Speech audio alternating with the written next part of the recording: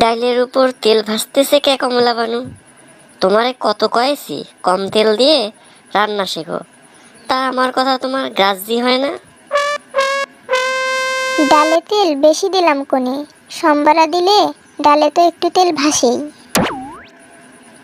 ডাইলের সম্বরা দেওয়ার জন্যই তোমার হাতে পায়ে ধরিছে কেডা? তাই তো কই, এক শুক্রবারে এক পোয়া তেল কিনলি, পরের শুক্রবারে শেষ হয়ে যায় কে। Thank you.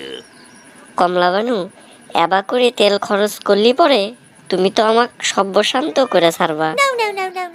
হয়, আমি তো তোমাকে সর্বশান্ত করে ফেলছি।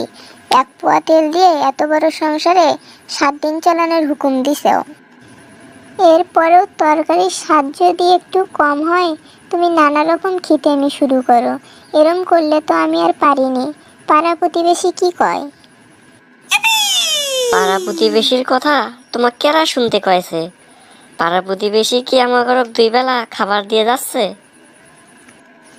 আমি যেটা কই সেটা শুনলেই হয়েছে। সংসার কিভাবে চলবে সেটার চিনতে আমি বাঁচি নে।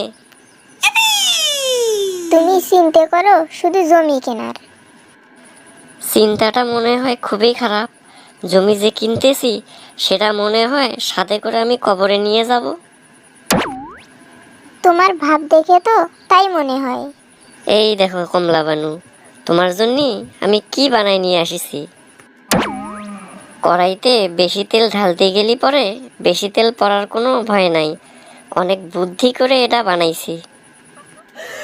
বুদ্ধিটা যদি এই 100 টাকা তেলের পিছনে না লাগায়া ভালো কামে লাগাইতা, তাহলে দেশের উন্নতি হইতো। ওরে আমার দেশ দরদি রে, আমার বুদ্ধি আমি খারাপ কামে লাগাইতেছি। এটা বোঝো না যে আমার সংসারে 100 টাকা তেল বাঁচলি পরে সেই তেলটা দেশেরই বাঁচলো। ভুল হয়ে গেছে, মাফ করে দেন। আর কতখানি তেল দিয়া সংসার চালানো লাগবে সেটা বলে দেন। এই শিশিতে তোমারে আমি 1 পদ তেলই কিনে দেব। তুমি খালি আগের চেয়ে 2 দিন বেশি চালাবা, তাতেই আমি খুশি। সেটা তুমি পারবা কমলা বানু?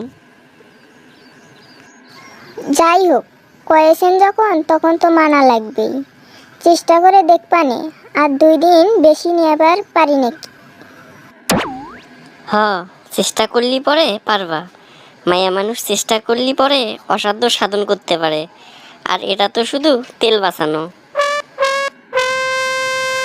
আর এবার একটু কিপটামি ছাড়ো। 10 জনে 10 কথা কয়। সওয়াল পোয়ালদের বিয়ে শাদী দেওয়ান লাগবে না কও। সাওয়াল পাওয়ালের আর বিয়ে শাদি? তোমার সাওয়ালেরা গ্রামে যা করে বেড়াচ্ছে তাতে ওদের আর বিয়ে শাদি আমি বাঁচিয়ে থাকতে দিচ্ছি নে। ওদের বিয়ে করিয়ে আর 4টা লোক বাড়াই এই সংসারে, তাই না? অত বড় পাগল আমি এখন হইনি।